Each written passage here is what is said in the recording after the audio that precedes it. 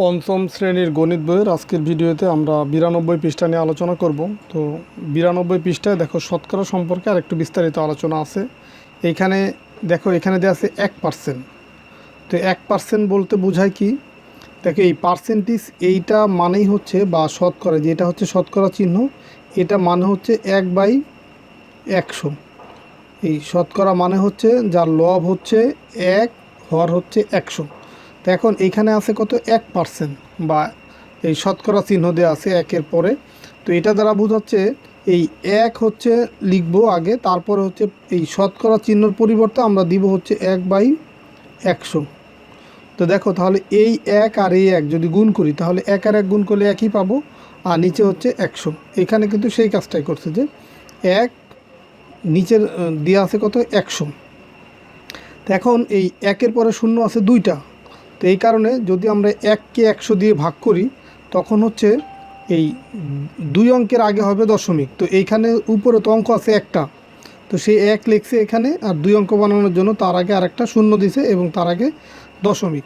আর এটা চিত্রের মাধ্যমেও দেখানো আছে। এখানে দেখো এই 100টা ঘর আছে, এরকম 100টা ঘর আছে এখানে। তো 100টা ঘরের ভিতরে 1% মানে 100টা ঘরের ভিতরে একটা ঘর হচ্ছে রঙিন। এরপরে দেখো আছে 15%। তো 15% মানে কি? এটাকে ইংলিশে বলা হয় পার্সেন্ট বা বাংলায় বলা হয় শতকরা। তো এই 15-এর পরে শতকরা চিহ্ন মানে হচ্ছে এই 15 গুণ হচ্ছে শতকরা চিহ্নের পরিবর্তে 1/100 মানে 1/100।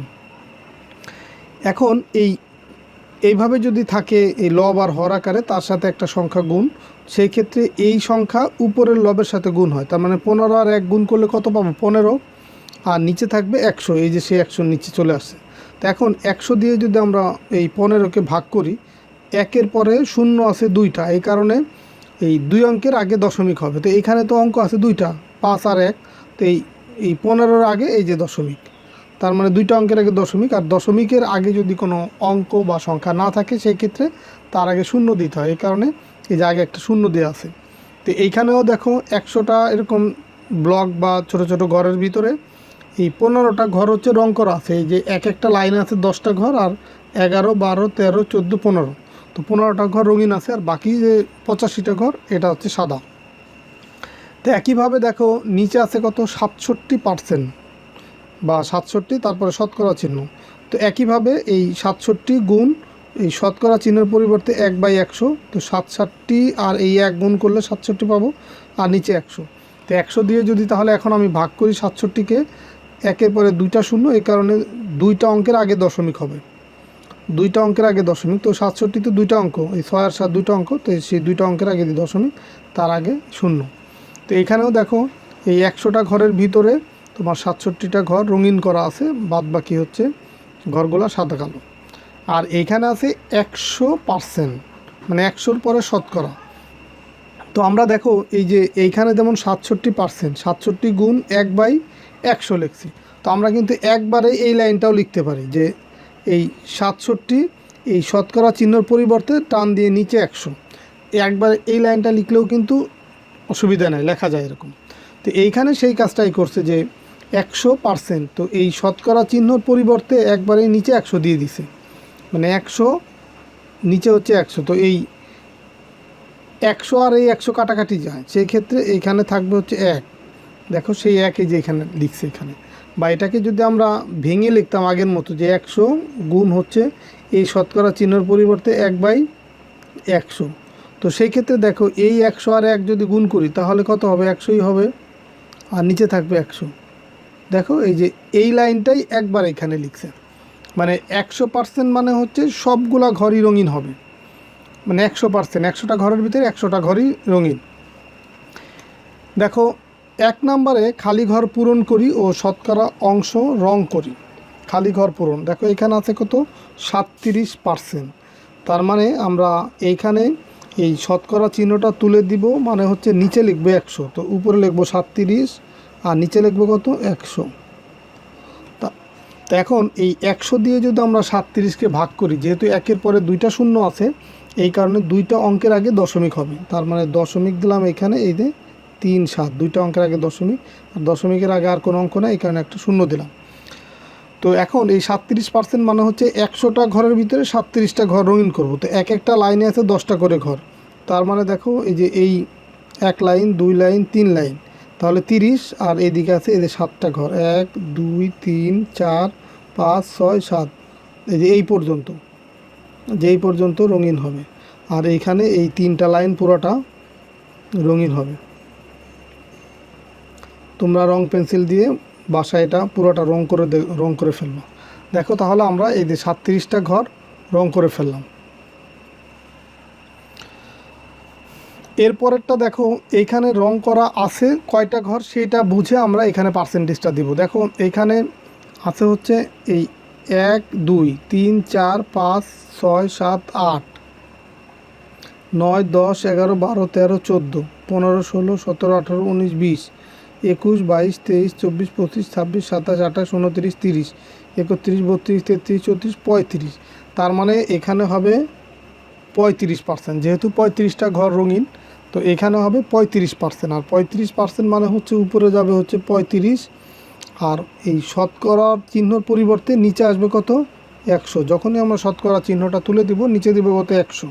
তো 100 দিয়ে যদি 35কে ভাগ করি, একের পরে যেহেতু 2টা শূন্য আছে, তো আমরা তাহলে 2টা অঙ্কের আগে দশমিক দেব। আর এইখানে দেখো তার আগে আবার কাটাকাটি করা যায়, সেই কাটাকাটিটা আমরা করতে পারি।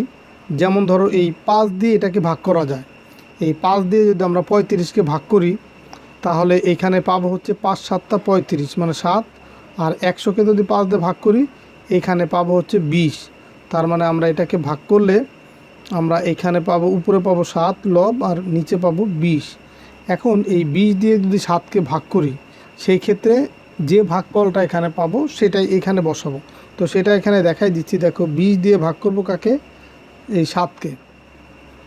দেখো এই 7 20-এর ভিতরে যায় না, মানে একবারও যায় না, যেহেতু 20-এর চেয়ে 7 ছোটো, এই কারণে দিলাম হচ্ছে 0।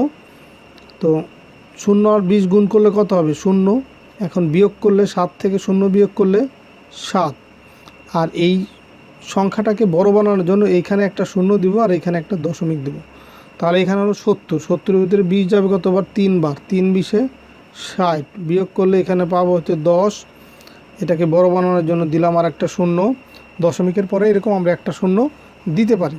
তো এখন এই 20 100-এর ভিতরে যাবে কতবার 5 বার, 5 20 হবে 100, মিলে গেল 0। তার মানে আমরা এখানে এই কাটাকাটি করে যে 7/20 পেলাম, সেটাকে আবার ভাগ করে সেই 0.35 বা এটাই পেলাম।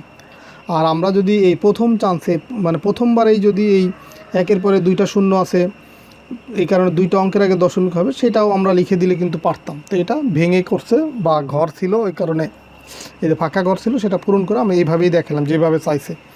তো এরপরে দেখো 92 পৃষ্ঠার একদম লাস্টের যে ম্যাথ, যে নিচের শতকরাগুলোকে সাধারণ ও দশমিক ভগ্নাংশে প্রকাশ করো। সাধারণ ভগ্নাংশ মানে হচ্ছে যা লব আছে এবং হর আছে, আর দশমিক ভগ্নাংশ মানে সেখানে দশমিক থাকতে হবে। তো এটাকে যদি সাধারণ ভগ্নাংশে রূপান্তর করি, এই 80 যাবে উপরে, আর এই শতকরা চিহ্নটা তুলে দিলে তার পরিবর্তে নিচে যাবে 100। তো এইটা হচ্ছে সাধারণ ভগ্নাংশ। আর দশমিক ভগ্নাংশ মানে হচ্ছে এই, যেহেতু 1-এর পরে 2টা 0, এই কারণে আমরা এই 2টা অঙ্কের আগে দশমিক, তার মানে উপরে অঙ্ক আছে 2টা, তার আগে দশমিক দিয়ে দিলাম, তাহলে এটা হচ্ছে দশমিক ভগ্নাংশ। আর যেহেতু দশমিকের পরে শেষে 0 আছে, তো আমরা এটাকে শুধু 0.8ও কিন্তু আমরা লিখতে পারি, কারণ দশমিক সংখ্যার একদম শেষের দিকে যদি 0 থাকে, তখন সেই শূন্যগুলোকে বাদ দেওয়া যায়। এরপরে 2 নম্বর দেখো 74%। তো এই 74 যাবে উপরে, আর এই শতকরা চিহ্নটা তুলে দিলে তার পরিবর্তে আছে, এটা হচ্ছে 74 হবে। আর এই শতকরা চিহ্নটা তুলে দিলে তার পরিবর্তে নিচে আসবে 100। এখন 100 দিয়ে যদি 74কে আমরা ভাগ করি, যেহেতু 1-এর পরে 2টা 0, তাহলে 2টা অঙ্কের আগে দশমিক হবে। এটা কিন্তু আমরা শুধুমাত্র 10 বা 100 বা 1000 এই টাইপের মান দিয়ে যখন ভাগ করব, তখন এইভাবে আমরা সহজে ভাগটা করতে পারবো, যে 10 100 1000 এই টাইপের সংখ্যা দিয়ে ভাগ করলে আমরা এইভাবে সহজে এই ভাগটা করতে পারবো। তো দেখো এই 1-এর পরে 2টা 0 আছে, তাহলে 2টা অঙ্কের আগে দশমিক, তো উপরে অঙ্কই আছে 2টা, তার আগে এই যে দশমিক দিয়ে দিলাম, আর তার আগে একটা 0। যখন দশমিকের আগে কোনো সংখ্যা না থাকবে, তখন তার আগে 0 দিতে হবে। এরপরে দেখো আছে হচ্ছে 81%। তাহলে 81%-এর ক্ষেত্রে কি হবে দেখো, 81 লিখলাম উপরে, শতকরা চিহ্নটা তুলে দিলে তার নিচে আসবে 100।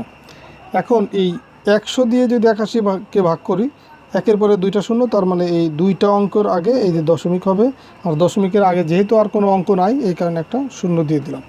তো এটাই হচ্ছে উত্তর। তাহলে এই 92 পৃষ্ঠা যতগুলো ম্যাথ ছিল সবগুলোই তোমাদেরকে সমাধান করে দিলাম। আশা করি তোমরা সবগুলোই বুঝতে পারছো।